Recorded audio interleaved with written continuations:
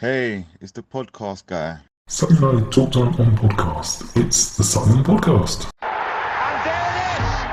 Sutton United at the GM Vauxhall Conference have put out First Division Coventry City, winners of the FA Cup themselves less than 2 years ago. And what a moment to enjoy for the fans of this Surrey side. They've had their moments before, but never one like this. But the whistle goes down. Delight for Sutton United. Sutton United from the National League are through to the last 16 of the FA Cup. No longer English football's perennial non-league club.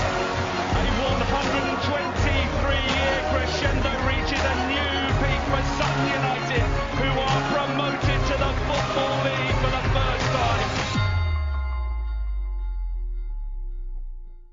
Hello and welcome to another episode of Sutton United Talk Time on podcast. It's the Sutton Podcast in association with Lucky Star Gin.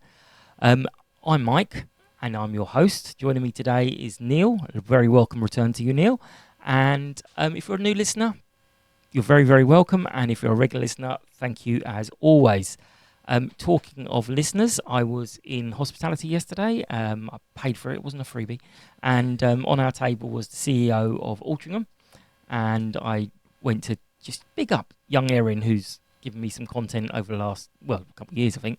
And she was like, yep, I know Erin, absolutely brilliant. She's so good, so good. And she said, in fact, I've listened to your podcast a couple of times. So, let's behave ourselves today, Neil, because Sam McKenzie may well be listening. We love hearing from you. Join the conversation, stay connected, share your thoughts on all episodes, chat with other fans, and let us know what you're thinking with the social media at Sutton Podcast. Likes and shares are really, really appreciated. They do help us get in front of more eyes and ears. And big shout out to everyone who does that on a regular basis for us. Neil, how have you been? I've been fine, thank you, Mike. Enjoying the sunshine, painting my garden fence. Lovely. That's probably more exciting than yesterday, but we will persevere. So let's go with a little bit on the lineup. It's a bit kind of difficult to go for at the moment, although there's very sort of few players at the club. But Dan Urpens made his first full league debut. How did you feel about that? That's obviously a nice positive. So particularly keen because to see him play a full 90 minutes, because the 3 or 4 times I think he's featured, he's never really let us down. He looks very assured.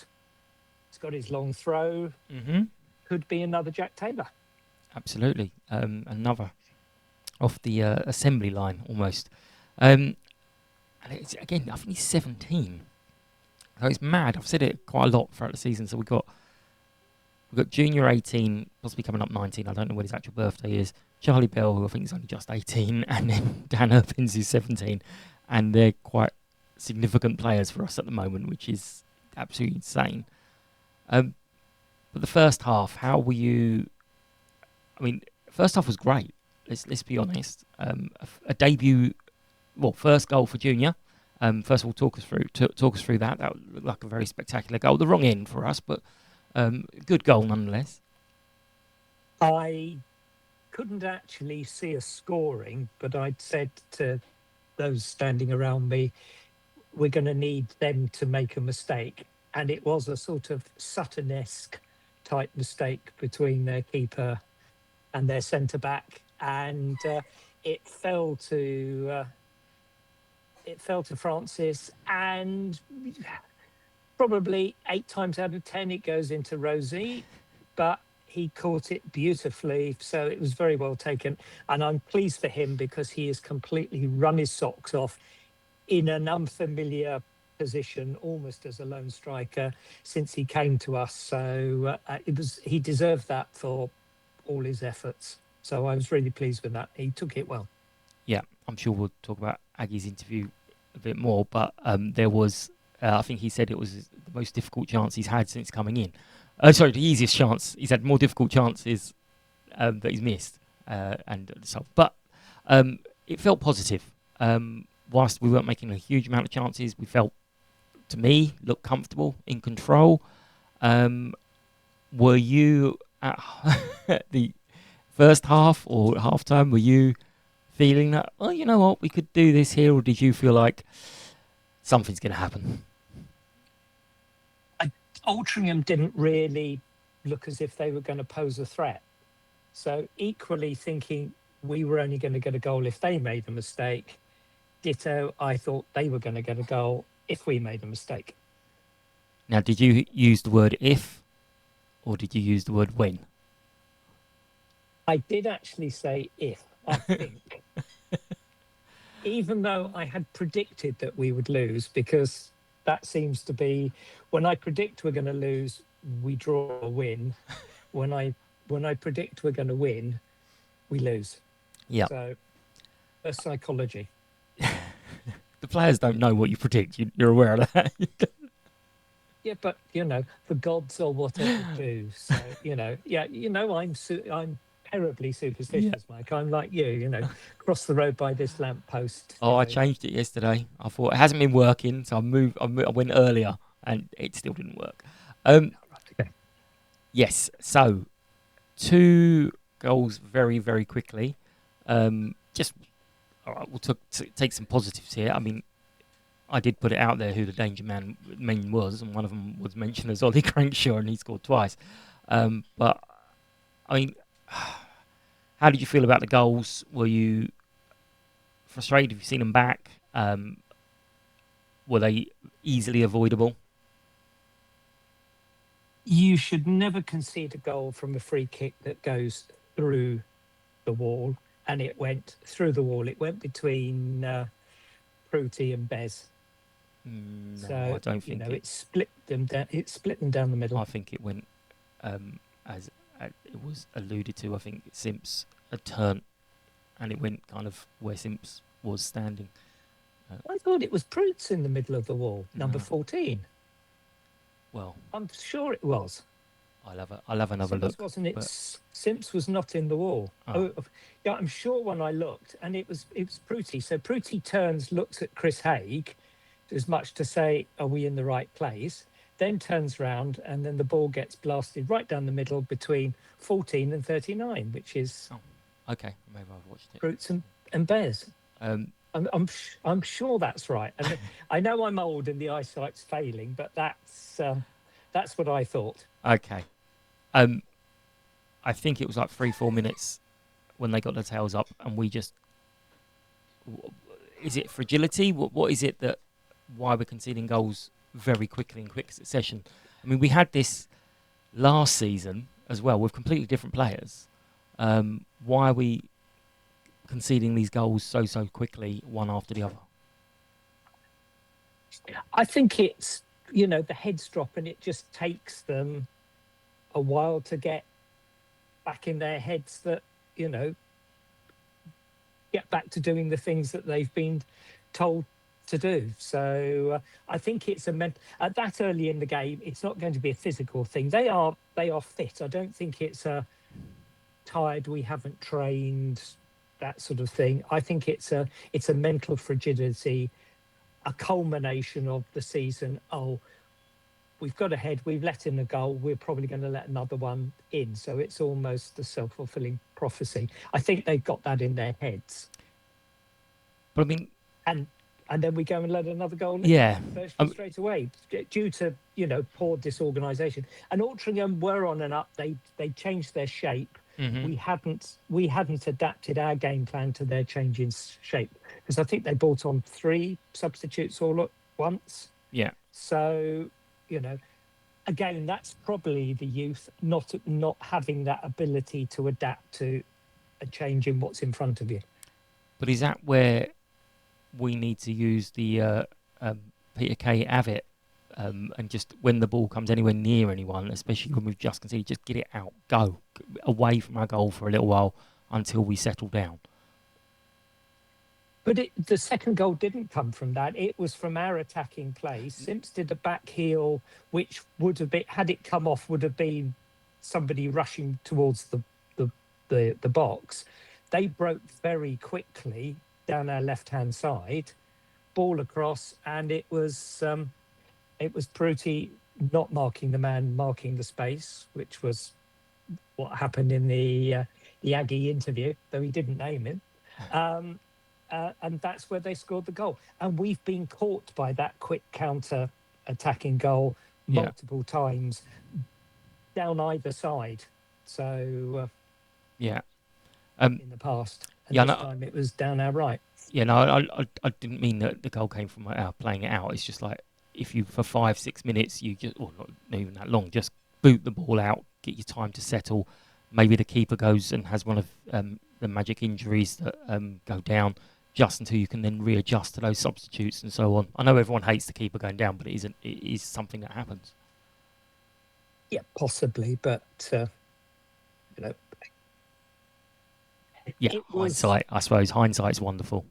Yeah, hindsight is a wonderful thing. It was a silly the free kick they scored was a silly foul, probably an unnecessary foul, which we seem to have committed against us and never get given, but always when we do it, they do get given. I know that's confirmation bias and it's probably not true, and there's a bit of sour grapes, but it does seem like does seem like that. It did seem like a referee yesterday who was happy to book more of their players than ours. I think we only had one player booked yesterday, which was quite a treat, and I think they had 5 booked.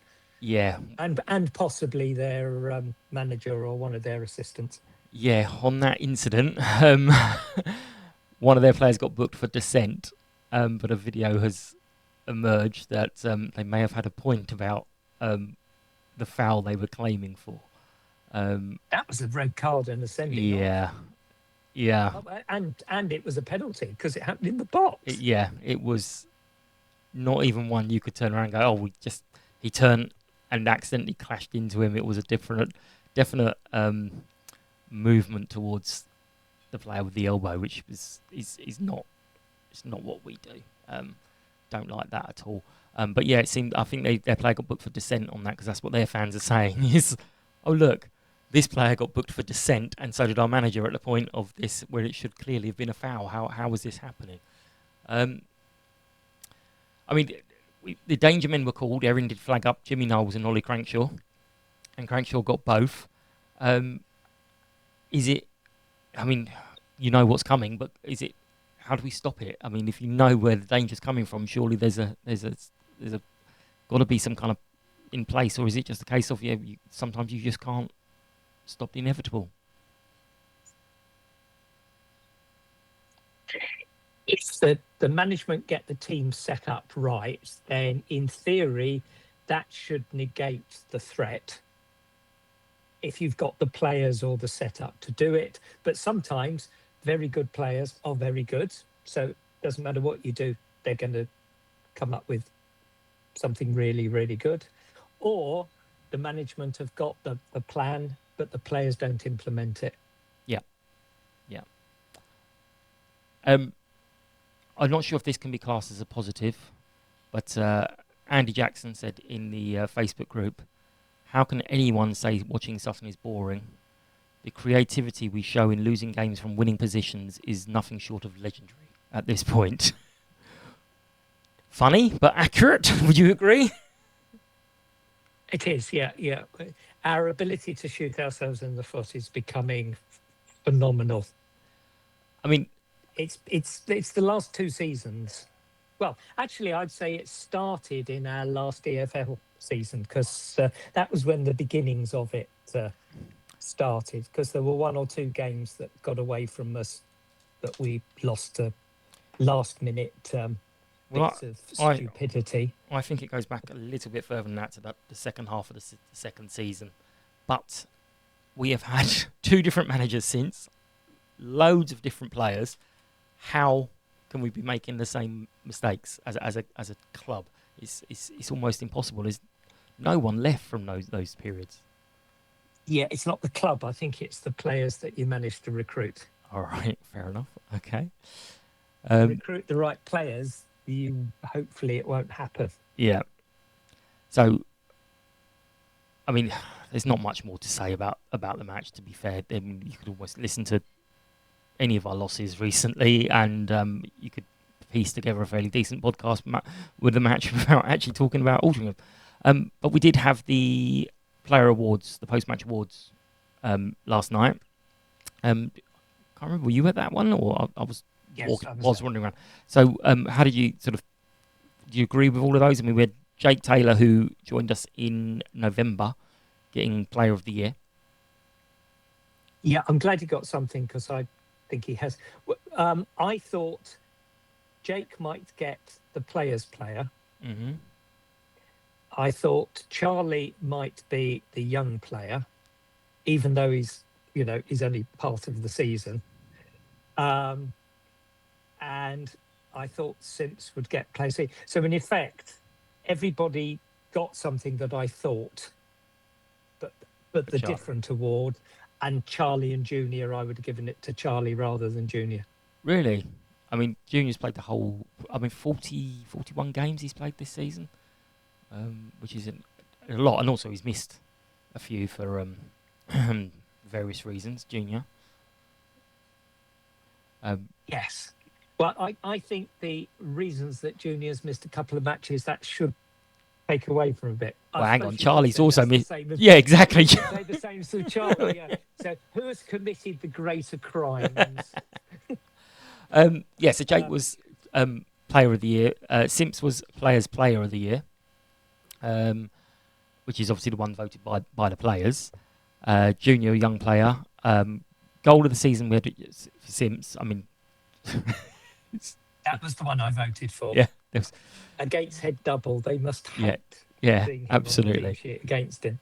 The Supporters Player of the Year one was interesting. It went to Kai. Again, only came in late and left. But do you agree there? I mean, he was a big difference and made a big contribution to us. Yeah, arguably he's been the player of the season in terms of his impact. Mm-hmm. Even perhaps more than Jake and Simps. For such a young player, we've had 3 brilliant loans in recent times. You've got to say Isaac Alafi is probably the best loan we've ever had. Yeah.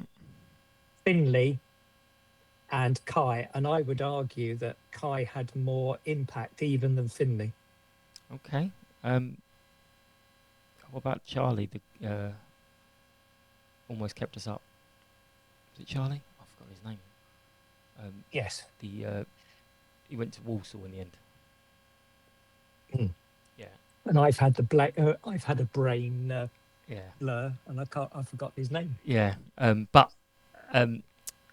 Yeah. I mean, it was a nice event. Obviously quite subdued because home form hasn't been great, and we lost the game again. But the players were all there, signing things for the kids, having chats with people. So they were doing what they had to. But the big one is Aggie's post match. He didn't hold back. Now they didn't name players, but he was clearly frustrated. What do you think, kind of overall, of that interview? If you haven't heard it yet, please do listen to it. He'd obviously very frustrated with, as I said, with Proots. So I think that was, the player that he sort of singled out. Seemed to me to single out. He's just frustrated. It's obvious. He was very emotional. He was very down. Seems to be threatening a mass clear. Mass clear out. And he reiterated in what he, sort of has said pretty much on after Tuesdays, that inferring that the vast majority of the players that you're seeing in the squad now will not be here next season. Yeah. For whatever reason, because he doesn't want them, or somebody's going to come in, because they're out of contract, or offer us money to take them away. So, you probably not very many of the team that were on the pitch yesterday will be with us for various reasons, I think, next year. Yeah, I mean, there's lots you can go with that.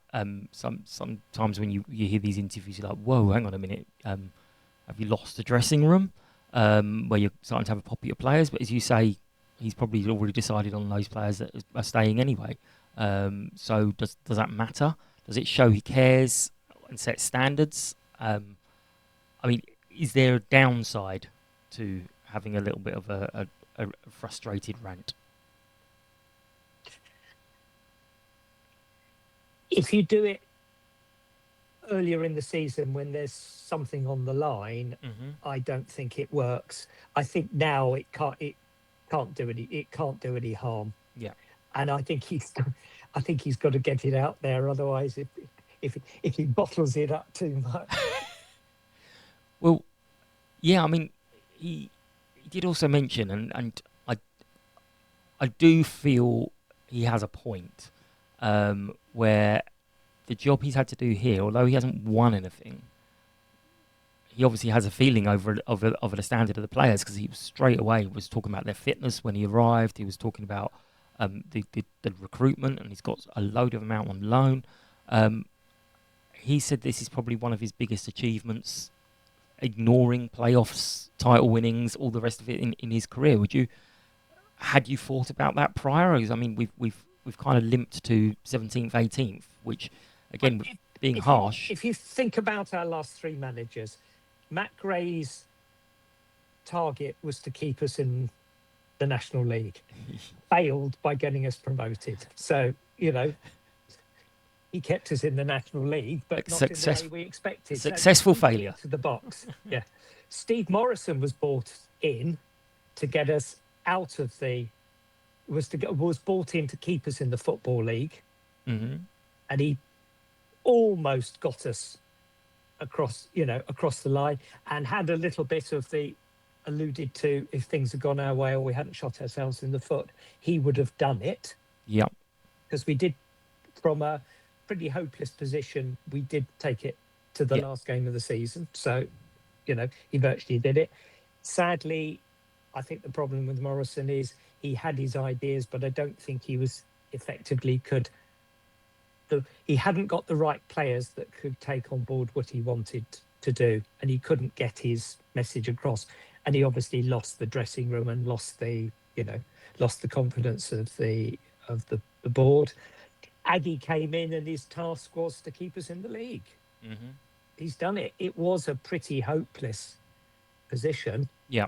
And he didn't have an empty checkbook to do it with. No. He had to work within a very, small.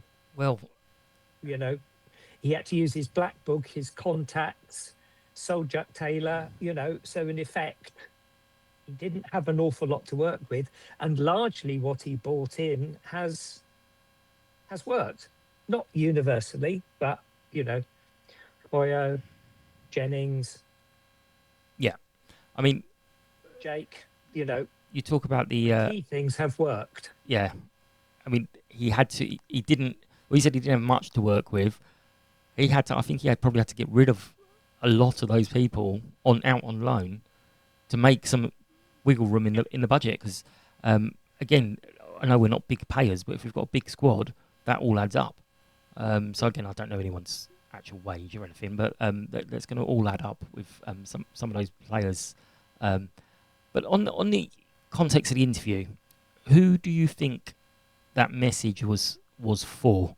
Do you think it was for the individual player, the general dressing room standards, the board as a cry for help, the fans, or for himself just to get the frustration out, or a mix? I think the players will already know whose number is up. Yeah. They may not have been told in as many words, but I suspect, they know. And I suspect the players amongst themselves know which of their colleagues, friends is for the chop. Yeah. I suspect he would have already had a conversation with the board to, what's my budget going to be? This is what I want to, this is my shopping list. These players, these players are going to go. These are our targets. I want a smaller squad. The mathematics being that if you've got a smaller squad, you potentially can pay a bit more than having a bigger squad, Yeah. paying a bit less. It has its risks because, you know, if you get Injuries. injuries and that, you're in trouble. But he's relying on the academy to produce a couple of, you know, emergency cover players, which has happened this season. Hopefully they're there to do it again next season. So, and I think it was as much for the fans to essentially say, you know, you've stuck by us. You have had to put up with some utter drot at times, you know, and surprisingly, the crowds have sort of stayed up to our sort of 2,400, whatever our average is, despite what's on the field. So from that point of view, I think it was, as the other people already know, I think it was much a sort of reassurance to the fans that, you know, there is hope. You have, you know, you're not going to have to put up with this next season. And Well, because his statement at the awards thing, I think that basically he's going to have to fall on his sword if he doesn't actually yeah, this live is up to it. But he has said we will be in the top 7 next season.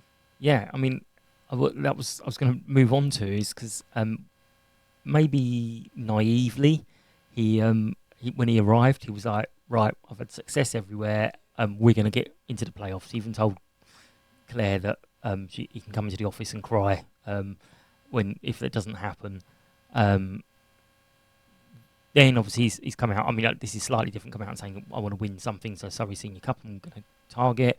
And then more recently he sort of said, look, there's no reason why we can't finish top half, and then he kind of all just went pear shaped after that. And now he's come up with another strong message.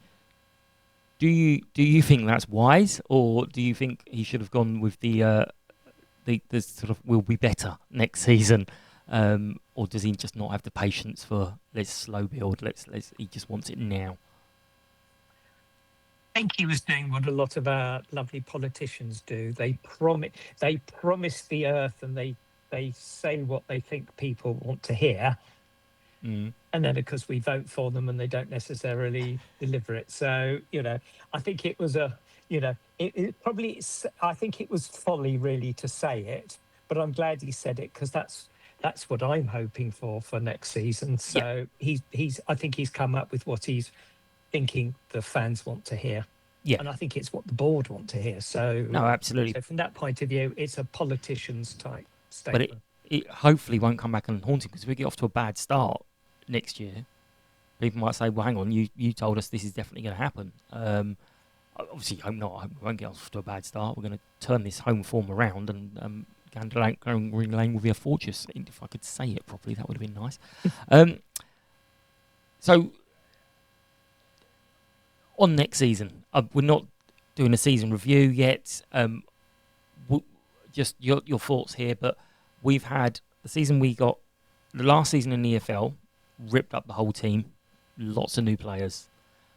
The relegation season ripped up the whole team, lots of new players. We're going to do it again. We're going to get more. I mean, we got quite a few players last season as well. So it looks like we're going to be doing that again. Do you think this can be sustainable? Because I know everyone knows we're a small club and we're more and more reliant on one person, on Gary's pockets. Do we have the money to keep doing this? What's going to happen? How much do we gamble? Do we put everything on red and hope for the best, or do we have to sustain it? I don't know. You know, we need to sustain it because I want to have a football club that we can moan about for all the years I've got left on the planet, not find that we're a club that disappears and ends up having to be a phoenix club, you know, down in, you know, lower than Sutton Coldfield, you know, so... Start on Sutton Coldfield. Bloody Sutton United. So, next game, Boringwood. I mean, do we need to say who the danger man might be? Because he's scored, I think, 50 goals since he joined them, and he was at a different club prior to that. In fact, I didn't even check what they did yesterday. He may have scored more than 50 goals. 33 for the season prior to yesterday.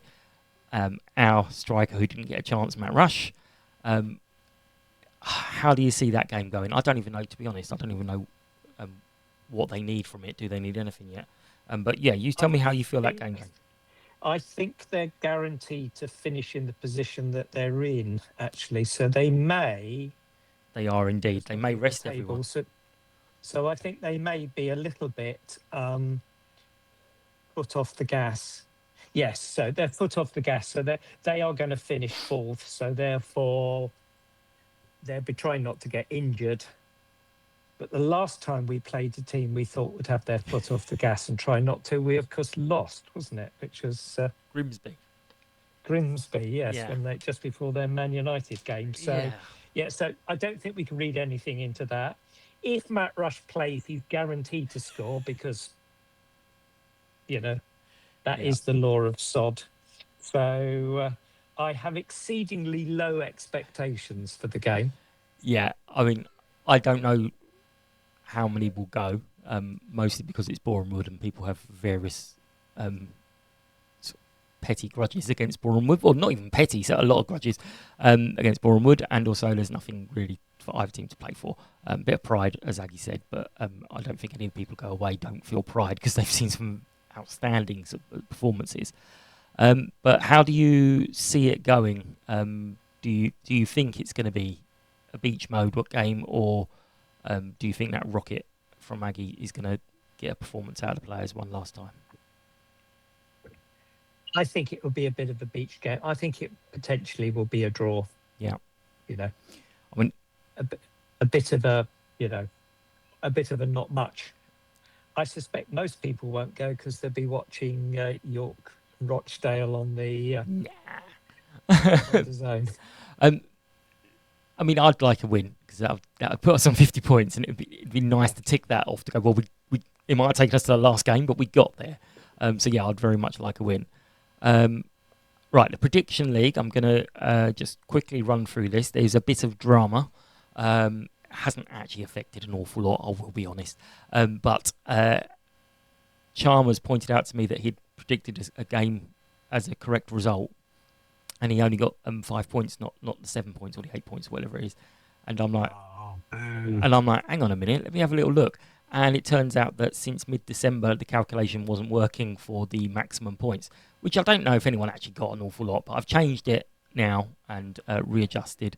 It was one of the parameters was not adding up. I think it was their goals or something like that wasn't adding up correctly and therefore affecting max scores. So I did all that, changed it. Hasn't actually affected the main. I mean, there might be some things for other places, but the main point is that the winner is Up the U's because Los Gandors cannot catch them now, and they are 193 points for Up the U's and 183 for Los Gandors. Next one down is 178 with Chris H.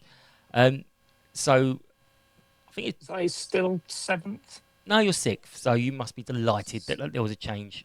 Oh, hang on, what's going on here? Why has my screen gone blank? There we go, you're back. Well done to, I think it's Ben, but I will double check who. But Up the U's wins, I will contact him and arrange his cup.